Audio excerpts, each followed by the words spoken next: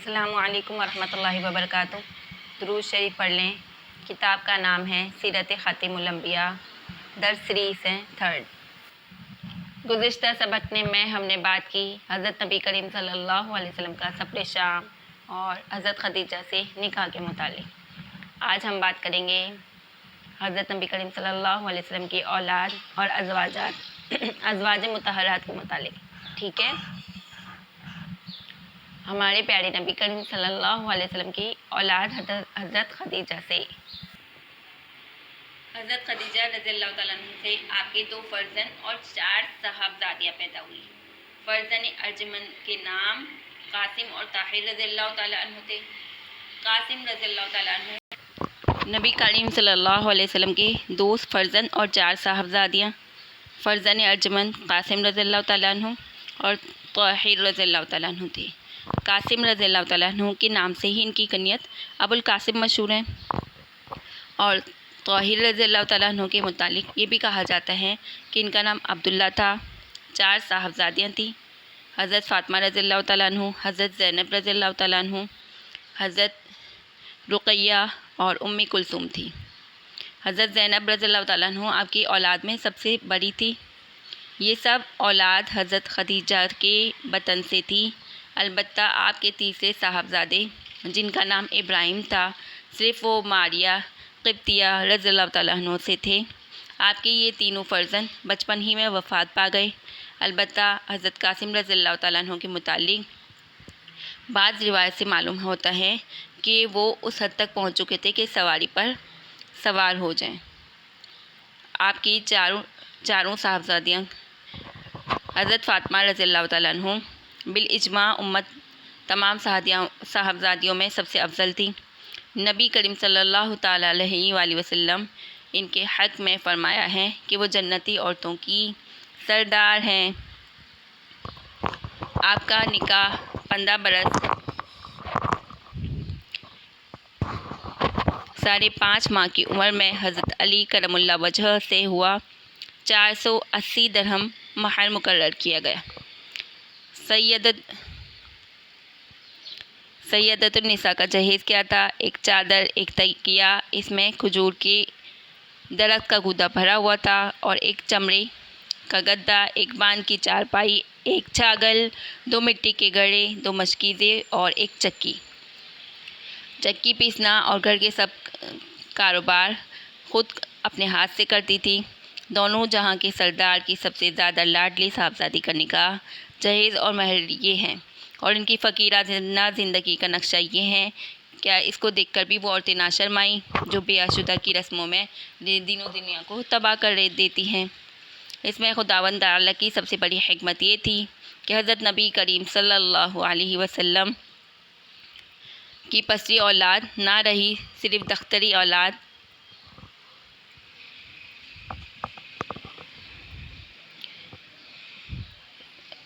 से आपकी नस्ल दुनिया में फैले। लेकिन बेटियों में भी हज़रत फ़ातिमा की औलाद बाकी रही हैं। दूसरी साहबजादियों में बास की औलाद ही नहीं हुई, बास की ज़िंदा ना रही। हज़रत ज़ैनब रज़ियल्लाहु तआला अन्हु का निकाह अबुल आस रज़ियल्लाहु तआला अन्हु बिन रबी से हुआ। उनसे एक लड़का पैदा हुआ जो थोड़ी उम्र में इंतकाल कर गया, और एक लड़की उमामा पैदा हुई जिनसे हज़रत अली करमुल्लाह वजह ने हज़रत फ़ातिमा के बाद निकाह किया, लेकिन इनसे कोई औलाद नहीं हुई।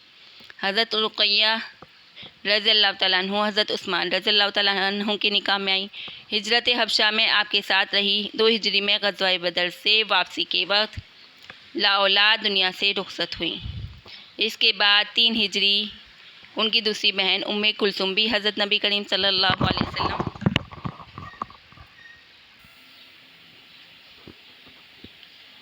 ने इन्हीं से कर दिया। इस वजह से हज़रत उस्मान का लक़ब ज़ुल्नुरैन हुआ। हिजरी 9 में इनका इंतकाल हो गया। उस वक्त हज़रत नबी करीम सल्लल्लाहु अलैहि वसल्लम ने इरशाद फरमाया, अगर मेरे पास कोई तीसरी लड़की और होती तो मैं उसका भी निकाह हज़रत उस्मान रज़ियल्लाहु तआला अन्हु से कर देता। याद रखें, सीरत की मोतबर रिवायत में है कि एक मरतबा हज़रत रुक़ैया रज़ियल्लाहु तआला अन्हु हज़रत उस्मान रज़ियल्लाहु तआला अन्हु से नाराज़ होकर नबी करीम सल्लल्लाहु अलैहि वसल्लम से शिकायत करने आई। आपने फरमाया, मुझे पसंद नहीं कि औरत अपने खाविंद की शिकायत किया करे, जाओ अपने घर में बैठो। یہ ہیں لڑکیوں کی وہ تعلیم جس سے ان کی حیا دنیا و آخرت دونوں درست ہو سکتی ہیں۔ باقی ازواج مطہرات، حضرت نبی کریم صلی اللہ علیہ وسلم نے حضرت خدیجہ کی حیات میں کسی اور عورت سے نکاح نہیں کیا۔ ہجرت سے 3 سال پہلے جب ان کی وفات ہو گئی اور آپ کی عمر 49 برس پہنچی تو اور خواتین بھی ان کے نکاح میں آئی۔ ان کے اسماء گرامی یہ ہیں: سعودہ رضی اللہ تعالیٰ عنہ، سعودہ بنت زمعہ، حضرت عائشہ رضی اللہ تعالیٰ عنہ۔ نمبر 4 حضرت حفصہ رضی اللہ تعالیٰ عنہ۔ نمبر 5 حضرت زینب رضی اللہ تعالیٰ عنہ بن خزیمہ۔ نمبر 6 ام سلمہ رضی اللہ تعالیٰ عنہ۔ نمبر 7 زینب رضی اللہ بنت جحش رضی اللہ تعالیٰ عنہ۔ نمبر 8 حضرت جویریہ رضی اللہ تعالیٰ عنہ۔ نمبر 9 ام حبیبہ رضی اللہ تعالیٰ عنہ۔ نمبر 10 حضرت صفیہ رضی اللہ تعالیٰ عنہ۔ نمبر 11 حضرت میمونہ رضی اللہ تعالیٰ عنہ۔ یہ 11 ہیں جن میں 2 سامنے وفات پا گئی اور 9 آپ کی وفات کے وقت زندہ تھی، اور یہ سب اجماع امت صرف حضرت نبی کریم صلی اللہ علیہ وسلم کی خصوصیات میں تھی۔ امت کے لیے 4 سے زائد عورتیں ایک وقت میں بصورت نکاح جمع جائز نہیں، اور خصوصیت کی بات وجوہ آگے آتی ہیں۔ پہلے بات کرتے ہیں حضرت سعودہ بنت زمعہ رضی اللہ تعالیٰ عنہ کے بارے میں۔ پہلے سکران بن عمر کے نکاح میں تھی، اس کے بعد حضرت نبی کریم صلی اللہ علیہ وسلم کے نکاح میں آئیں۔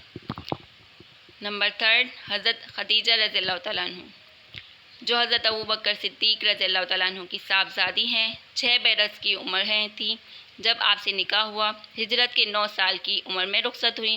جب نبی کریم صلی اللہ علیہ وسلم کی وفات ہوئی ان کی عمر 18 سال تھی۔ نبی پاک صلی اللہ علیہ وسلم کی 9 سالہ مصابحت سے آپ پر کیا رنگ چڑھا اور کیا حاصل ہوا، اس سے معلوم کیا جا سکتے ہیں کہ بڑے بڑے صحابہ فرمایا کرتے کہ ہمیں جب کسی بھی مسئلے میں شک ہوتا تو حضرت عائشہ رضی اللہ تعالیٰ عنہ کے پاس علم پاتے۔ یہی وجہ ہے کہ بڑے بڑے صحابہ، اجلا صحابہ آپ کے شاگرد ہیں۔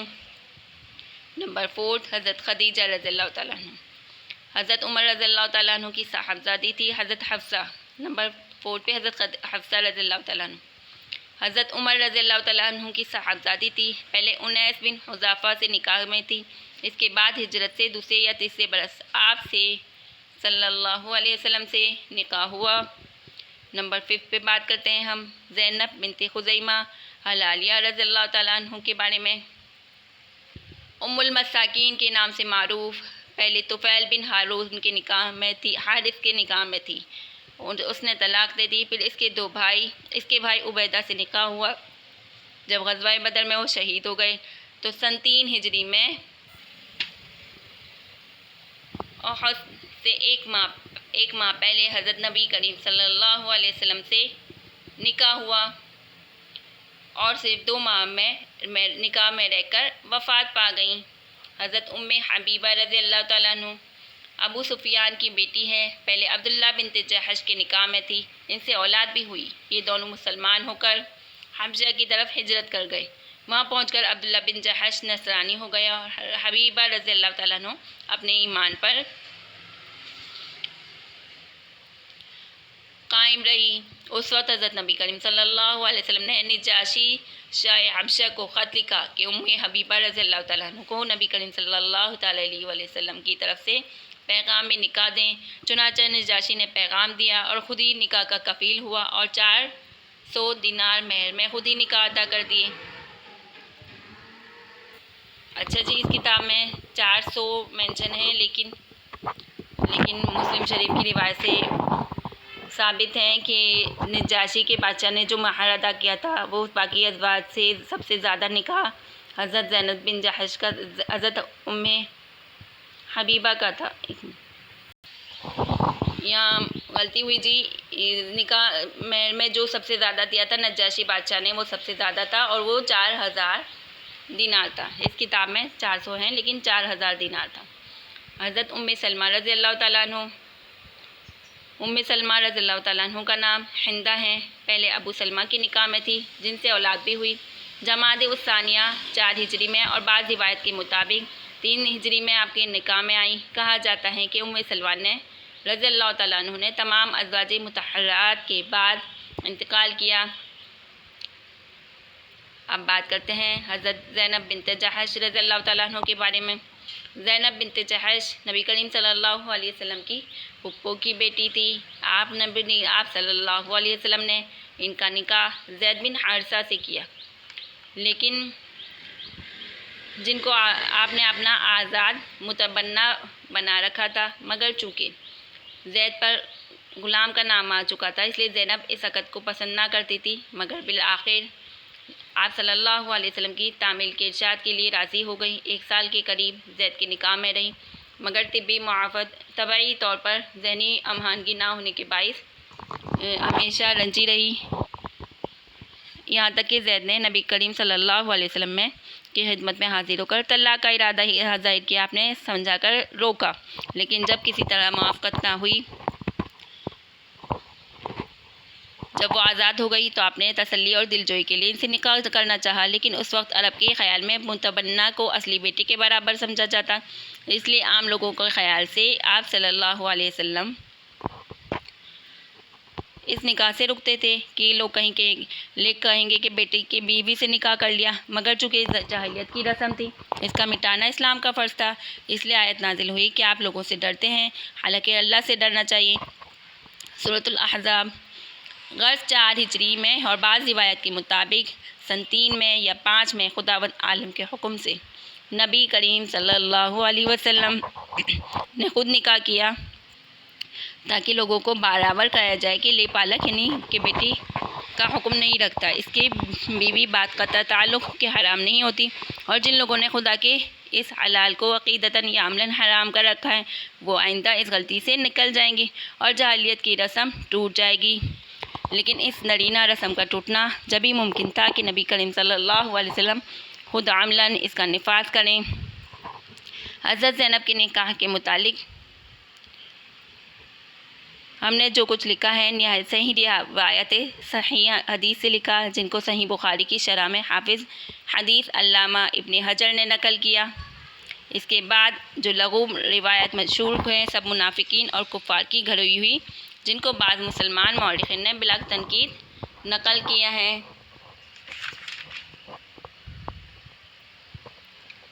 اور وہ میں جھوٹ اور افطرا ہیں۔ اب بات کرتے ہیں حضرت صفیہ بنت حویئی، حضرت ہارون علیہ السلام کی اولاد سے ہے۔ یہ صرف ان کی خصوصیت تھی کہ ایک نبی کی صاحبزادی اور ایک نبی کی زوجہ تھی۔ پہلے کنانہ ابن ابی الحقیق کے نکاح میں تھی اور ان کے قتل کے بعد آپ صلی اللہ علیہ وسلم کے نکاح میں آئیں۔ حضرت جویریہ رضی اللہ تعالیٰ عنہ بنت حارث خزاعہ بن المستلق کے سردار حارث کی بیٹی تھی، جنگ میں گرفتار ہو کر آئی، پھر آپ صلی اللہ علیہ وسلم کے نکاح میں آئی اور اس کی بدولت تمام قبیلہ آزاد ہو گیا اور ان کے باپ مسلمان ہو گئے۔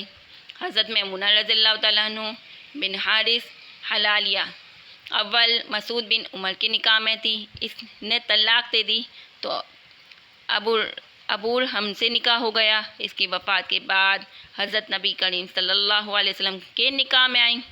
یہ آپ کی آخر ازواج میں سے ہیں، ان کے بعد آپ نے نکاح نہیں کیا۔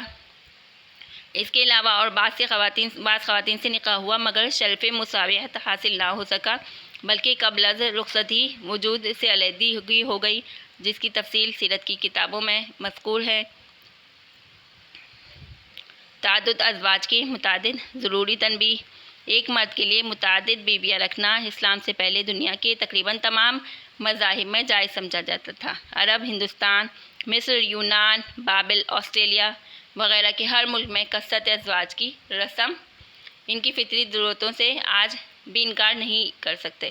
دور حاضر میں یورپ نے اپنے متقدمین کے خلاف تعدد ازواج کو ناجائز کرنے کی کوشش کی، لیکن نبھ نہ سکی۔ بالآخر فطری قانون غالب آیا اور اب ان کے ازواج اس کو رواج دینے کی کوشش کی جا رہی ہے۔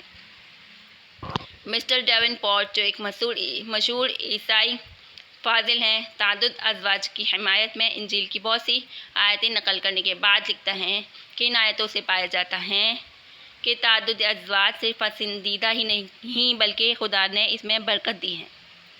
البتہ دیکھنے کے قابل بات یہ ہے کہ اسلام سے پہلے تعدد ازواج کی کوئی حد نہ تھی۔ ایک شخص کے تحت 1000 عورتیں تک رہتی تھیں۔ عیسائیوں کے پادری کی برابر کثرت ازواج کی عادی تھی۔ 16ویں صدی عیسوی تک جرمنی میں اس کا رواج تھا۔ شاہ فلسطین اور اس کے جانشینوں نے بہت سی بیویاں کی۔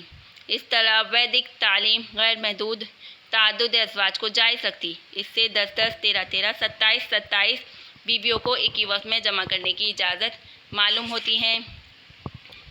اسلام سے قبل کثرت ازواج غیر محدود رائج تھا۔ جہاں تک مذہب و ممالک کی تاریخ سے معلوم ہوتا ہے کہ کسی مذہب اور کسی قانون نے اس پر حد نہیں لگائی، نہ یہود نے، نہ نصارہ نے، نہ ہندوؤں نے، نہ آریوں نے، نہ پارسیوں نے۔ اسلام کے ابتدائی زمانے میں یہ رسم اس طرح بغیر تحدید جاری رہی۔ بعض صحابہ رضی اللہ تعالیٰ عنہ کی نکاح میں 4 سے زائد عورتیں تھیں۔ حضرت خدیجہ کے بعد نبی کریم صلی اللہ علیہ وسلم کے عقد میں خاص اسلامی ضرورتوں کی بنا پر 10 ازواج تک جمع ہو گئے۔ پھر جب کثرت ازواج سے لوگوں کی حق تلفی ہونے لگی، لوگ اول تو حرص میں نکاح کرتے، لیکن جب اس کے حقوق ادا نہ کر سکتے تھے، قرآن عزیز کا ابدی قانون جو دنیا سے ظلم کو مٹانے کے لیے نازل ہوا، اس نے فطری ضرورتوں کے لحاظ رکھتے ہوئے تعدد ازواج کو بالکل منع تو نہ کیا، لیکن خرابیوں کی اصلاح ایک تحدید کے ذریعے کر دی اور ارشاد خداوندی ہوا، آپ صرف 4 عورتوں تک نکاح کر سکتے ہیں، وہ بھی اس شرط پر کہ چاروں کے حقوق برابر ادا کرو۔ اگر اتنی مہلت بھی نہ ہو، پھر ایک سے زیادہ رکھنا ظلم ہے۔ ارشاد کے بعد بالاجماع امت 4 سے زائد بیویوں کا نکاح میں جمع رکھنا حرام ہے۔ صحابہ کے نکاح میں 4 سے زائد عورتیں تھیں۔ نبی کریم صلی اللہ علیہ وسلم نے ان کو حکم فرمایا، انہوں نے 4 کو رکھ کر باقی کو طلاق دے دی۔ حدیث میں ہے کہ حضرت غیلان مسلمان ہوئے تو ان کے نکاح میں 10 عورتیں تھیں۔ نبی کریم صلی اللہ علیہ وسلم نے حکم کیا 4 رکھ کر باقی کو طلاق دے دیں۔ اس طرح نوفل بن معاویہ رضی اللہ تعالیٰ عنہ اسلام میں آئے تو ان کی نکاح میں 5 عورتیں تھیں۔ آپ نے ایک کو طلاق دینے کا حکم فرمایا۔ حضرت نبی کریم صلی اللہ علیہ وسلم کی ازواج مطہرات بھی اس قانون کی رو سے 4 سے زائد نہیں رہنی چاہیے تھی، لیکن یہ بھی ظاہر ہے کہ امہات المؤمنین دوسری عورتوں کی طرح نہیں۔ خود قرآن کا ارشاد ہے، یا نساء النبی لستن کاحد من النساء، اے نبی کی عورتوں تم نہیں ہو جیسی ہر کوئی عورتیں، وہ تمام امت کی مائیں ہیں۔ نبی کریم صلی اللہ علیہ وسلم کے بعد وہ کسی کے نکاح میں نہیں آ سکتی۔ اب اگر عام قانون کے ماتحت 4 کے سوا تمام